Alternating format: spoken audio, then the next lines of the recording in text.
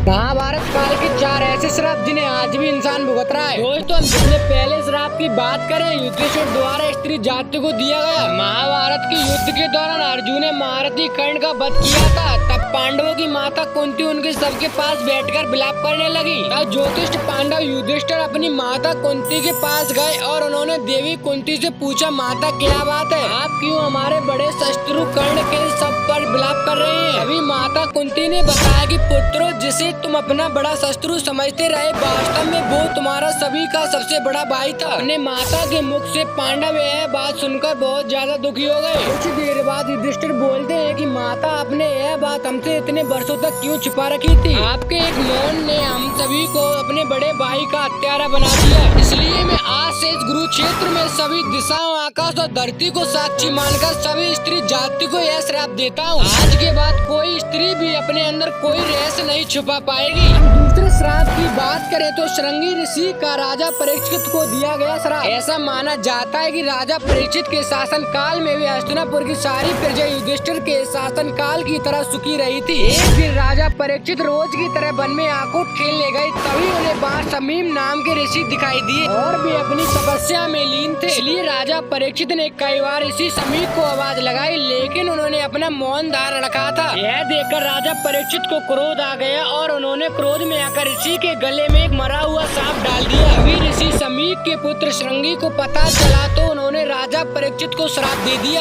और कहा, आज से 7 दिन बाद राजा परीक्षित की मृत्यु तक्षक नाग के डसने से हो जाएगी। और आज भी हम सभी इस कलयुग को इसी श्राप के कारण भोग रहे हैं। वही हम दोस्तों तीसरे श्राप की बात करें तो भगवान कृष्ण ने अश्वत्थामा को दिया था। महाभारत युद्ध के अंतिम दिन जब अश्वत्थामा ने धोखे से पांडव पुत्रों का वध कर दिया, जब पांडवों को पता चला, भगवान श्री कृष्ण के साथ अश्वत्थामा का पीछा करते हुए महर्षि वेदव्यास के आश्रम पहुँचे, परंतु महर्षि व्यास ने बीच में ही दोनों अस्त्रों को टकराने से रोक लिया। महर्षि वेदव्यास की बात मानकर अर्जुन ने अपना ब्रह्मशास्त्र वापस ले लिया, लेकिन अश्वत्थामा ने अपना ब्रह्मशास्त्र वापस लेने से मना कर दिया। यह देखकर भगवान श्री कृष्ण ने अश्वत्थामा को श्राप दे दिया, तुम 3000 वर्षों तक इस पृथ्वी पर भटकते रहोगे और तुम दुर्गम वन में ही पड़े रहोगे। इसी कारण यह भी माना जाता है कि उसी वन में अश्वत्थामा आज भी जीवित है। वही हम चौथे श्राप की बात करें तो मांडव्य ऋषि ने यमराज को दिया था। एक बार राजा ने मांडव्य ऋषि को सूली पर चढ़ाने का आदेश दिया, परंतु लंबे समय तक सूली पर लटकने पर भी ऋषि ने अपने प्राण नहीं दिए। तो राजा को अपनी भूल का एहसास हुआ, तभी राजा ने उनसे क्षमा मांगी। इसके बाद ऋषि मांडव्य यमराज से मिलने चले गए। तब यमराज ऋषि से बोले, जब आप 12 वर्ष के थे तो एक छोटे से कीड़े के पूंछ में सीख चुभाई थी, जिस कारण यह सजा तुम्हें भुगतनी पड़ी। यह बात सुनकर मांडव्य ऋषि को यमराज पर क्रोध आ गया और उन्होंने उन्हें श्राप दे दिया और कहा, तुम शुद्ध योनि में दासी के पुत्र के रूप में जन्म लोगे। दोस्तों अगर आपको वीडियो अच्छी लगी तो प्लीज वीडियो को लाइक करना, चैनल को सब्सक्राइब करना और कमेंट में जय श्री राम लिखना ना भूलना।